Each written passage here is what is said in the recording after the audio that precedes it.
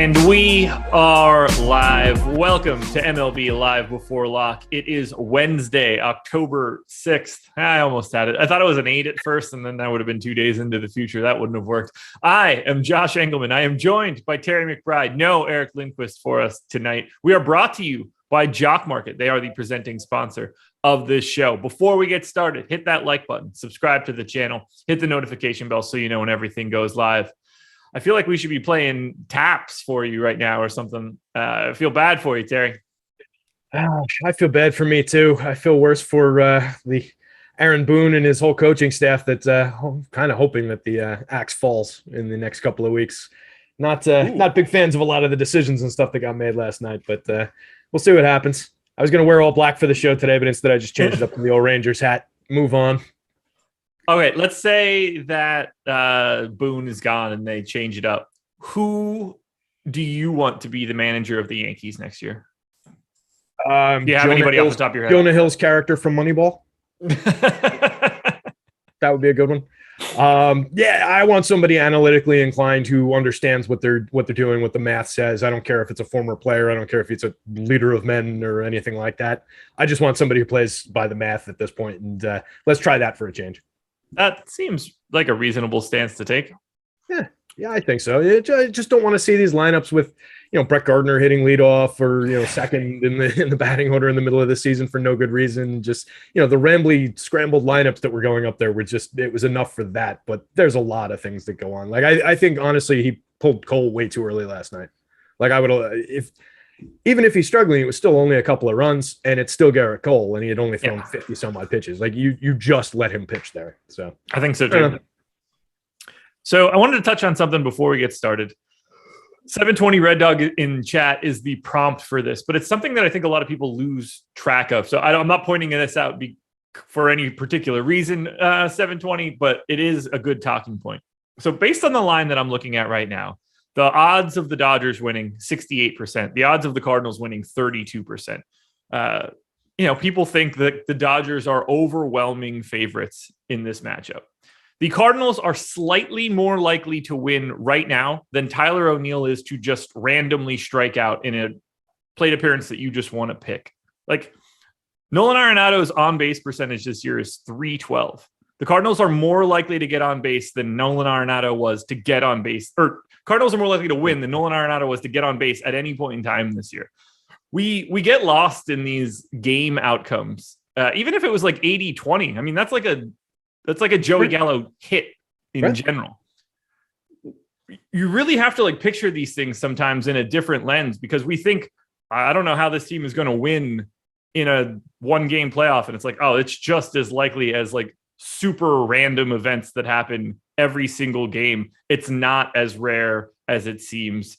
They're going to win in this game. Like, if this were a 3-game series, they'd win one of the 3 games just based on generic math there. If those were the odds, no reason it couldn't be the first one.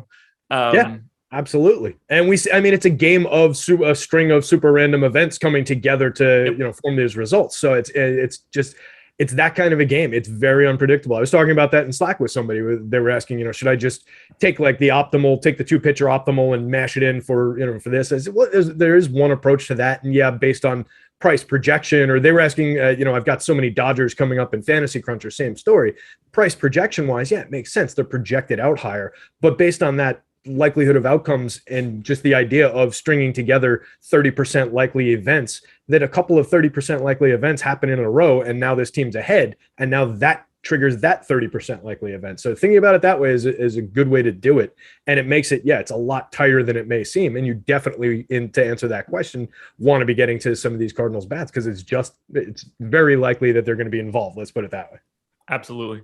So now that I'm off of my mild soapbox, it's just something that I want to talk about. So I was like, oh, wow, their odds are 32%. That's a very key number for me in baseball. You could obviously find a lot of guys that are hitting around 300 on base percentages around there. So it's really easy to pick out individual people like that and just be like, oh, it's just likely for the example that I used in chat was it's just as likely that Trey Turner gets any hit in a random at bat. You don't think that is dire straits, or how are we ever going to get a hit? But in this game, it's how could the Cardinals beat the Dodgers? It just happens a lot. Trey was the example I was just looking at for tonight's game. 328 batting average. That is like right at the number that you're talking about, like you said. Yeah. And that's one of the best hitters in the league. That's somebody that you expect to get a hit when he comes up to the plate. The fans boo if he doesn't every time he comes up. So he comes up 5 times. You're expecting him to get a hit every single time. Like nobody factors it in that way, like what you're talking about. Yeah, makes sense. Yeah, nobody, like if Trey Turner pops out, nobody's like, oh, we're doomed. But it's just as likely as the Cardinals winning this game. Either way, we got a lot to talk about. We trimmed a little bit of time off of this one, so we don't have as much to just ramble on. So let's just dive right into it. We'll start with the pitching. And obviously, I think we need to start with the ownership of the 2 pitchers on DraftKings today, which, by the way, ownership free once again. Max Scherzer, 76% owned on DraftKings. It's 11,400. Adam Wainwright, 37% owned at 10,400. Just in general, whichever direction you want to go, how are you handling your pitching tonight? Yeah, so I think it's somewhat similar to last night where we saw Cole getting a big chunk of ownership and then Evaldi getting less, and we saw how that worked out. It's not, I'm not saying that that's going to be the same story tonight, but we see how that kind of thing can work out. So I definitely think it would pay to go to some shares of Waino here and start rostering him in that captain spot just as a quick, easy way to get different from some of the field. It's not like you're playing him at super low ownership, but there's at least a few hitters in between him and the Scherzer ownership at the captain spot. He's half as owned as Scherzer at the captain spot. I don't think it's half as likely that he puts up a good, competent start from there. And then you just need Scherzer to take a couple dings. You don't need Scherzer to get absolutely lit up with the multiplier in that spot. You just need him to not be, the big Max Scherzer start. So I think it's totally viable to push ahead on the Waino shares, undercut the Scherzer shares, and go from there. But I definitely, obviously, want a lot of Max Scherzer here too. You're talking about a guy with a 34.1% strikeout rate, 0.86 whip on the season, induces a 15.9% swinging strike rate. I shouldn't have to sell Max Scherzer even this hard, but I mean, it's one of the best pitchers in baseball. So definitely want to get to him, but you got to dance around the ownership. You certainly do, because there is a lot of it there. Obviously, there should be, too. He's certainly the most likely high scorer on this slate, and it's not particularly close. How deep do you think both of these guys go in the game today? Let me see what my projection comes out with. Scherzer, I mean, both of these guys are typical deep starters. Waino more than Scherzer even. Waino was one of the league leaders in innings pitched this year. With the season on the line, I see no reason that, unless he's getting beat up, that Waino wouldn't pitch 6-7 innings in this game. If he's getting through clean, there's only 2 or 3 runs on him. I see him easily getting 6 innings, and they might let him pitch it to the 7th if it's the bottom of the lineup. It depends on what's going on, where his spot in the batting order is coming up as well. He might just get pinch hit for by then. So there's a lot of happenstance involved in it. But he threw 206 in the third innings this season in 32 starts. Scherzer a little bit less, 179 in a third in 30 starts.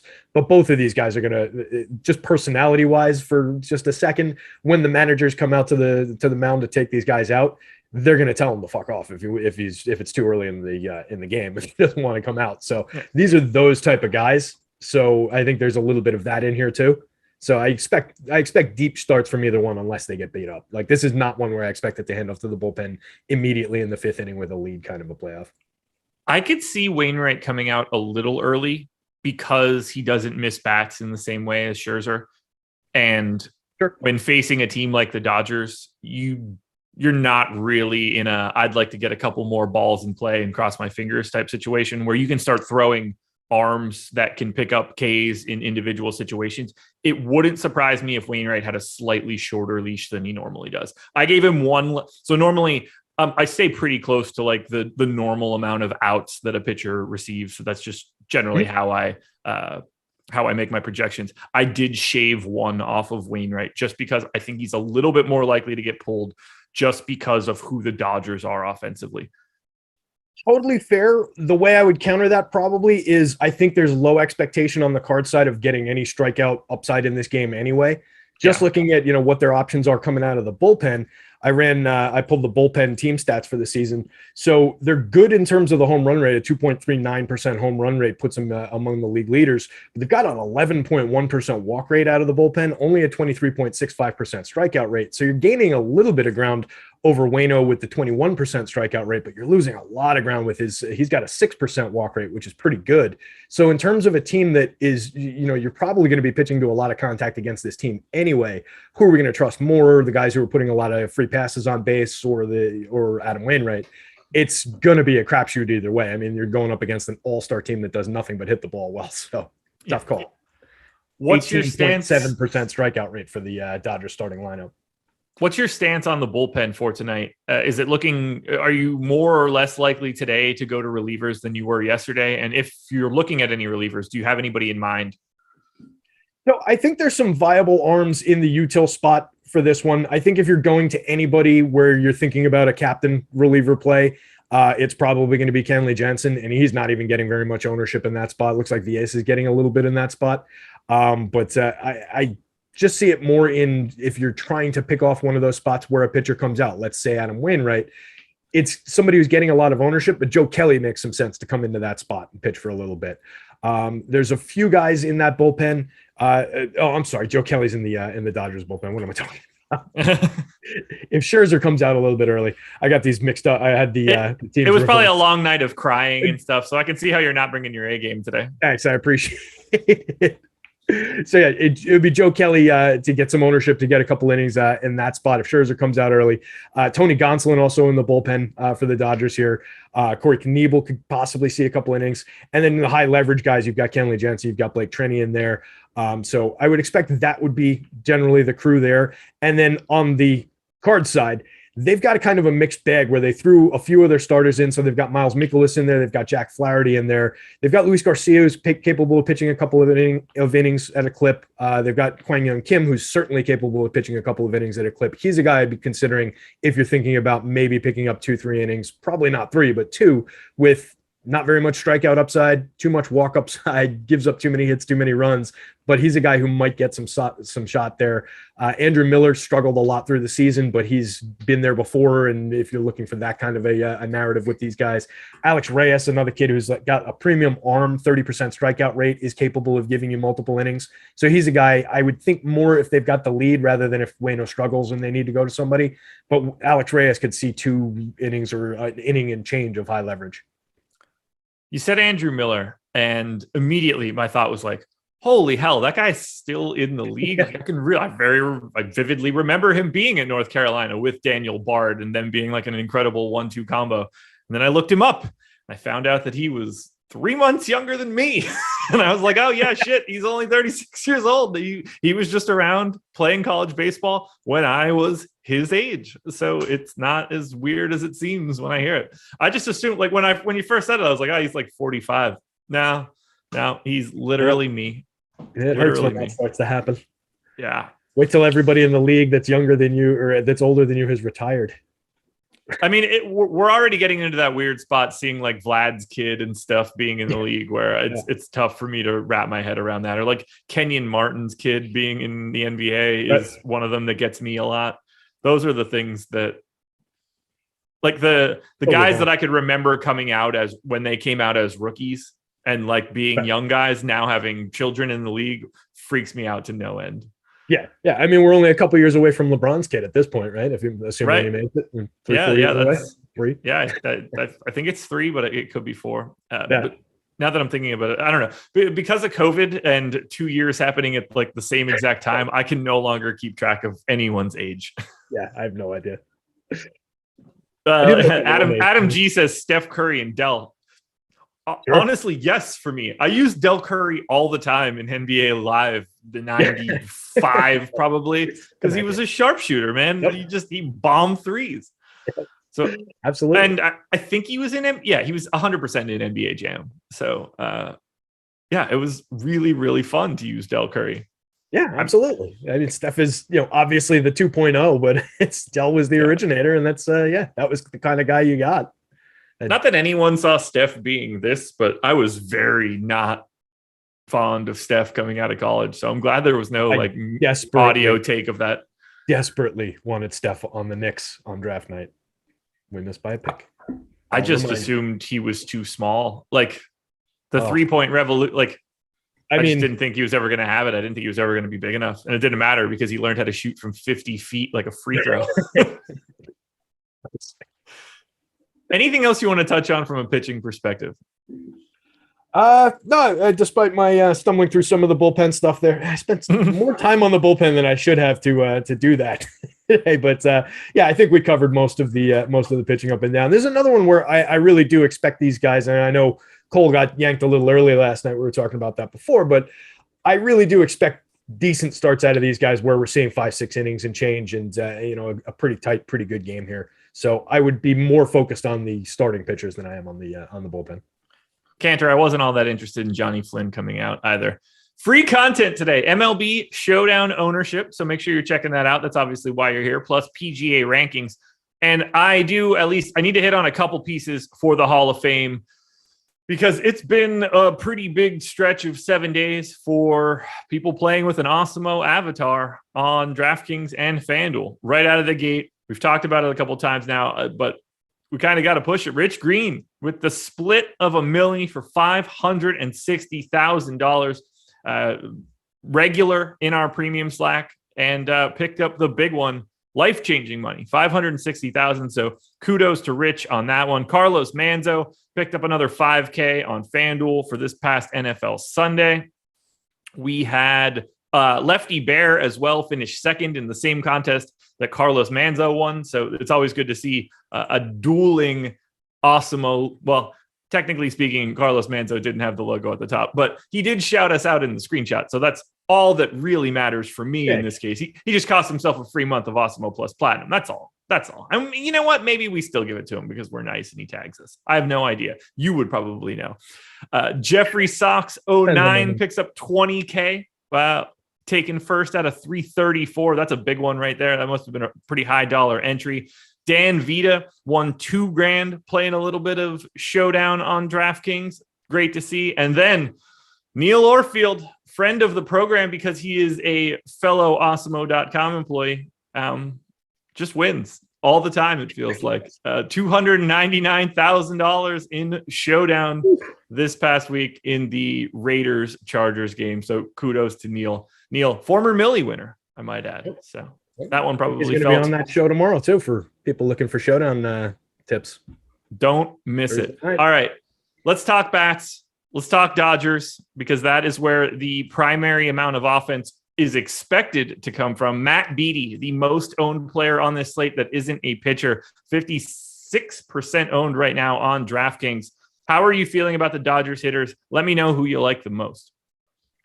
So, I mean, the Dodgers have been all season long a team we can get to pretty much 1 through 8, and that mostly applies today. If I was picking my least favorite hitter in the lineup, I think it would be Matt Beattie, and I'm including Cody Bellinger and his 165, 243, 02 in that. 48 WRC plus for Bellinger. Jeez, not a good season for Cody.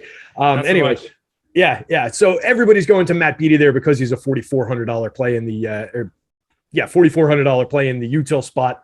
I think it's fine to do, but it's kind of just jamming in points for the cash floor. So it makes more sense as a cash play if you can get away from it as a tournament play and still build an effective lineup, which I think is perfectly easy to do on this slate.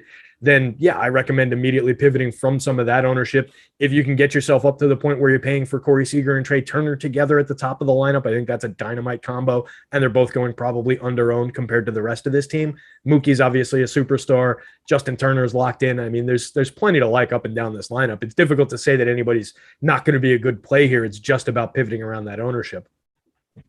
Matt Beattie being 56% owned is fun. He's the Brett Gardner of tonight, I reckon. I mean, look, I get it. I understand why it's happening. The $4,400 salary on DraftKings, $4,500, I believe, on FanDuel. How big of a pinch hit risk is Beattie? Good question. Because they're running back-to-back lefties in the 7-8 spot, which to me is a gigantic mistake in lineup construction. Yeah, it absolutely is. Just looking at the lefties in the pen for St. Louis, they do have 4 lefties in the pen. If we're counting, so that's definitely a spot where they can target some of those bats. And then you're going lefty, lefty, righty, lefty at the top with Corey Seager if you're thinking about the wraparound. So you're talking about 3 lefties and 4 hitters. Yeah. So definitely out of the guys in those lefties, you're not going to pinch hit Corey Seager. There's a chance they pinch hit Bellinger. I mean, just based on his struggles this year, but sure. I would be surprised if they do it just based on it's Cody Bellinger. But yeah, Beattie would definitely be the target there. Pollock and Beatty should be switching spots in that order. That is, to me, a huge Absolutely. mistake. I hate seeing lefty back to back. I used to love seeing it for the Phillies. They would run Utley and Howard back to back all the time, and it was like, cool. Thanks for making it super easy for us to bring in a lefty. You morons. Ugh, God, I hate the Phillies. Anyway, the Beatty ownership makes me a little nervous just because that's a very natural spot to bring in a lefty and you bring in a righty to hit, and we'll see where that ends up going.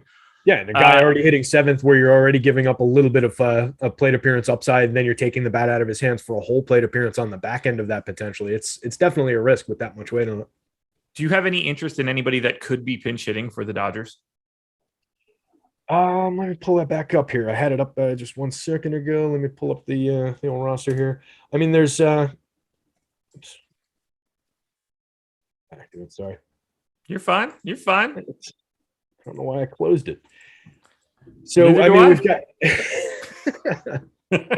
so there's obviously big old Albert Pujols on the bench there. If you wanted to go in that direction, that's kind of your thumper. If they've got a lefty and they're trying to match up for the next at bat, that's a guy who could hit you a home run. Dicey in terms of whether actually he even hits the field. Sure. Is Taylor in the starting lineup? Taylor's not in the starting lineup, right? So no. Chris Taylor's another guy who would be super interesting. More capable stick with Chris Taylor, less home run upside overall, but definitely a better hit tool at this point. Probably better with getting on base for you at this point. I can plug him in and compare the on base. Or maybe I can't.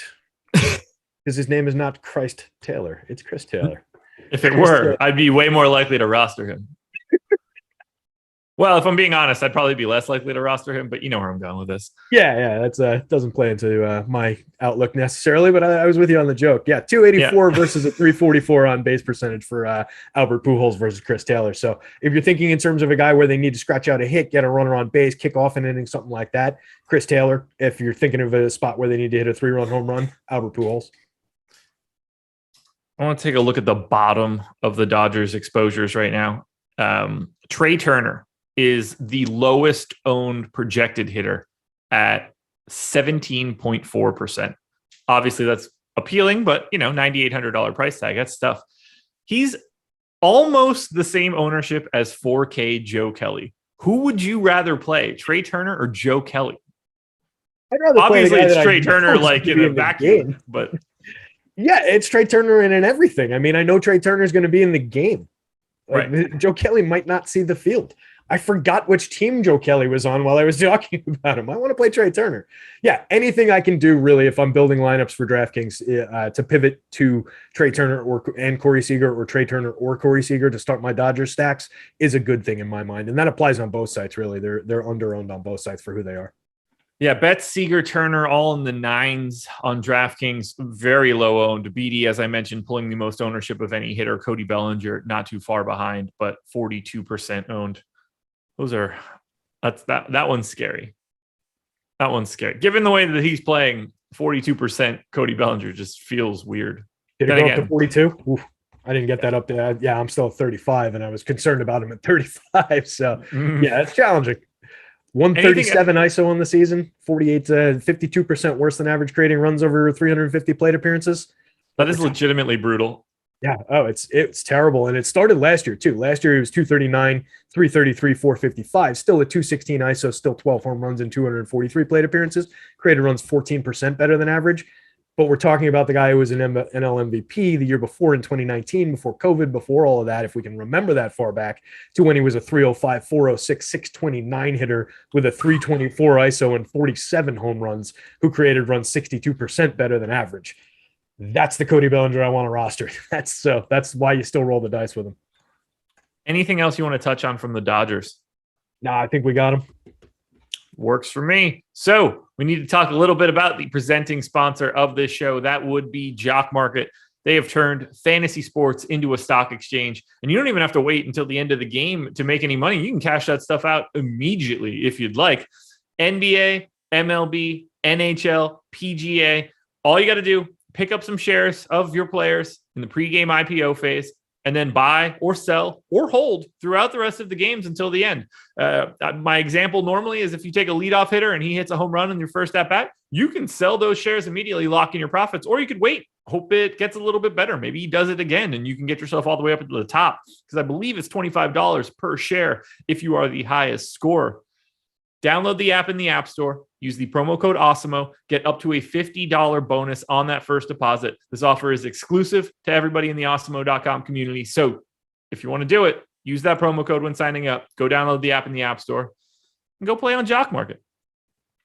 And fair to say that if you can flip cartoons of cartoon JPEGs for profit, you can probably win on Jock Market. Similar kind of ideas. Yeah. In a way, a way. I think so. You see things, you see an opportunity, you flip, you sell, you hold. I think a lot of those concepts carry over. Absolutely. We have, what time is lock? 8:10, right? 8:10. Yeah, yep. 8:10. So we've got plenty of time here. Let's talk Cardinals. I'll hit you guys with the most owned Cardinal. That would be obviously not Wainwright. I was going to say obviously Wainwright. It's not Wainwright. Yadi Molina, $4,600. Projected for 46.2% ownership. Let's start there. How do you feel about the ownership on Yadi? It's extensive. It's enthusiastic. Yadi's 39 years old. I think there's a little bit of narrative streak going on there with the guy who can come up clutch from time to time in big spots, a guy who's the all-time National League leader in plate appearances in the postseason, I believe, at this point in his career. So, yeah, He's great, but we're talking about a 39-year-old who's 252, 297, 370 hitter who created runs 17% worse than average this season, hit 11 home runs, 118 ISO over 473 plate appearances.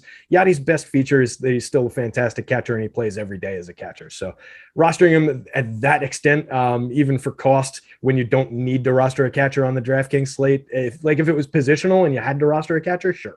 But yeah, that concerns me. I think that's a bit over aggressive by the field. There are plenty of other Cardinals hitters to choose from. I get it for price, but plenty of other Cardinals hitters. Well, who are the Cardinals hitters that you have your eye on today? Well, I'm glad you asked.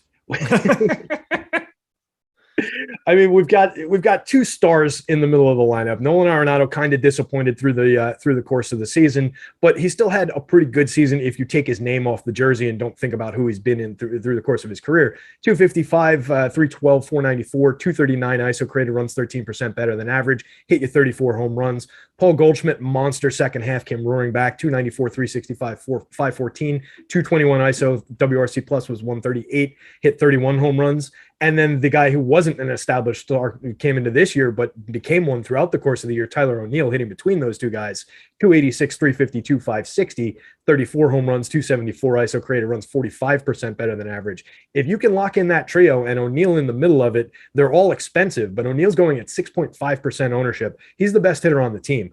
If you can get to him in the combination with those other two guys, or with any, honestly, of Tommy Edman, Dylan Carlson, Harrison Bader, if you want to play it as a wraparound from the 8 spot, is interesting to me. A lot of these guys are under-owned by comparison to the other team, by comparison to what we talked about at the beginning of the show, the odds that they can definitely win this game, or at least string together some DFS relevance. Remember, we're not competing against a slate of even three other games. This is the only game. So it's very, very limited in terms of where these points are going to come from tonight. So you really have to limit, the thinking in terms of how different you need to get. You need different combinations, but we don't need to be rostering a lineup with, 3 guys off the bench, something crazy like that to get different in something like this. You just different combinations and shoot for the best upside in my mind.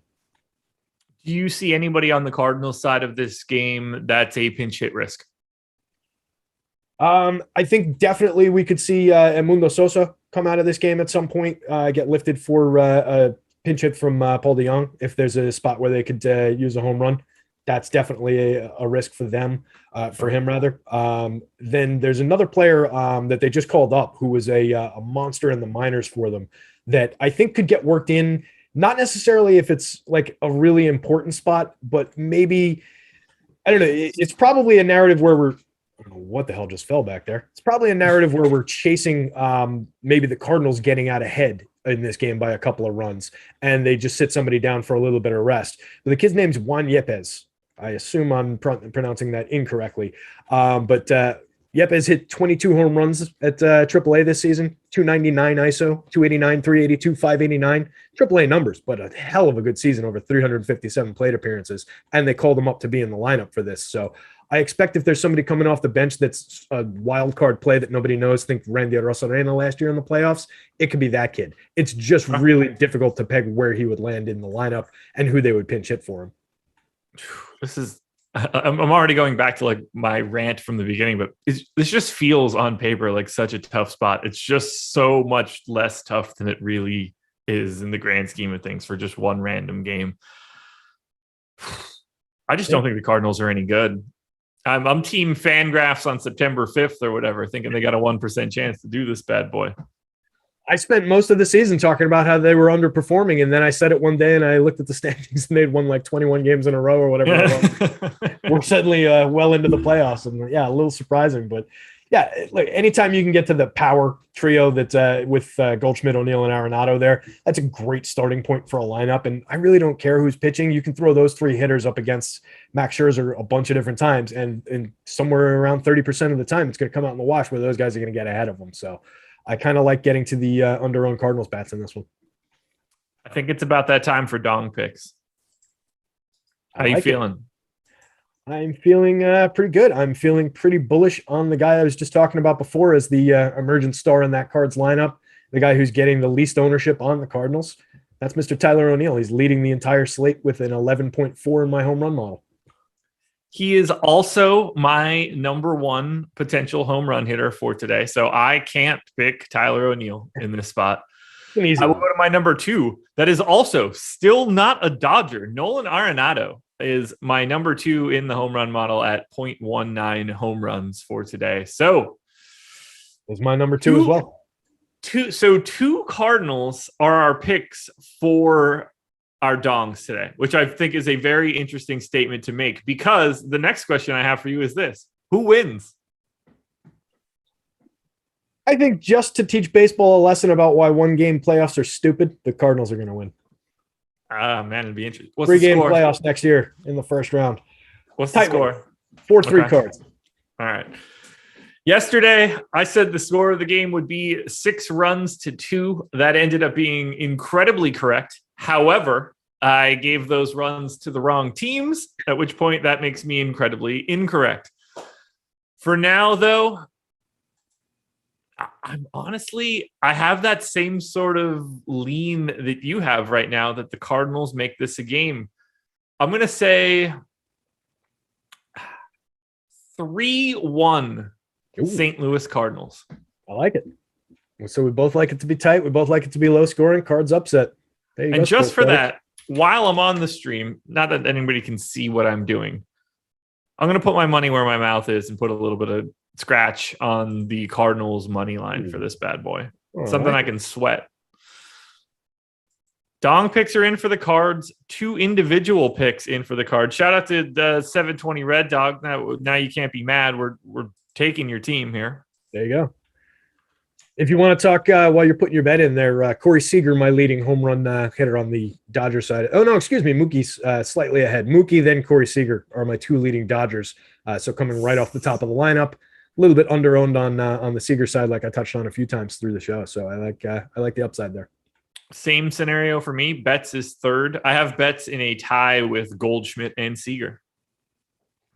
There we go. Yeah, Goldschmidt was actually, for me, Goldschmidt's actually ahead of the of all the Dodgers as well. So my first 3 are O'Neill, Arenado, Goldschmidt, and then we jump down to the Dodgers, I think. Yeah, then we jump to Mookie. All right. Well, I'm cheering for the Cardinals now. Bet is in.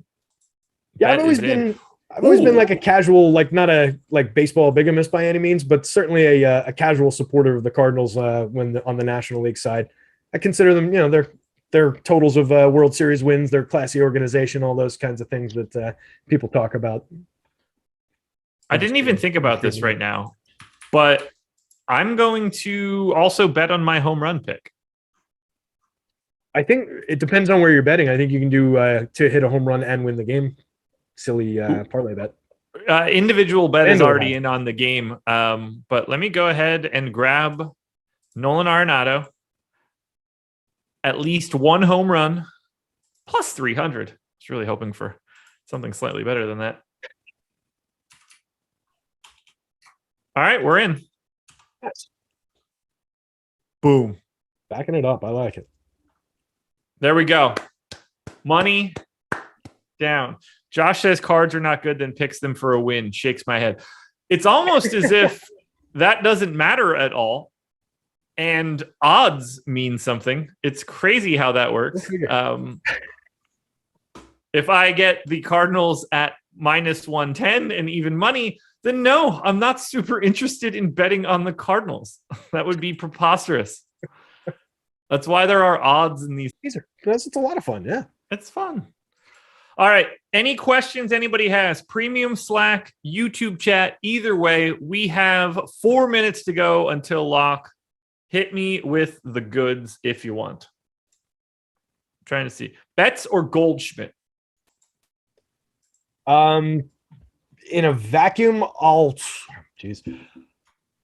go with the slightly more affordable Paul Goldschmidt, since the ownership's about the same from what I'm seeing on the I have the update before that, but since I've got him for a little bit better of a home run chance, I like the Cards to win. Hitting second versus hitting first is somewhat negligible, so I'll take the cost difference with everything else being about equal. I will go to Goldschmidt as well because of the price tags. Mookie, a little bit more owned, obviously projected slightly higher. I'll lean Goldschmidt in that one relative to salary. But if we're talking, if you just have the salary, then Mookie Betts is the play. Makes sense. Cheapest captain pick with highest potential. I mean, it's Matt Beattie, but like, it's baseball. Everybody's potential is to be the optimal captain.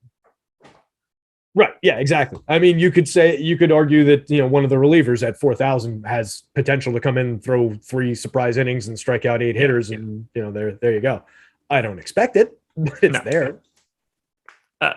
Like Justin Turner feels like the most logical answer for this after you get out of that Beattie, Molina, Bellinger area. But yeah, I mean, the answer is Beattie. He's the cheapest dude that you could roster that's a hitter, and there's nothing that can stop him from being the highest scoring hitter. It's weird. Yeah.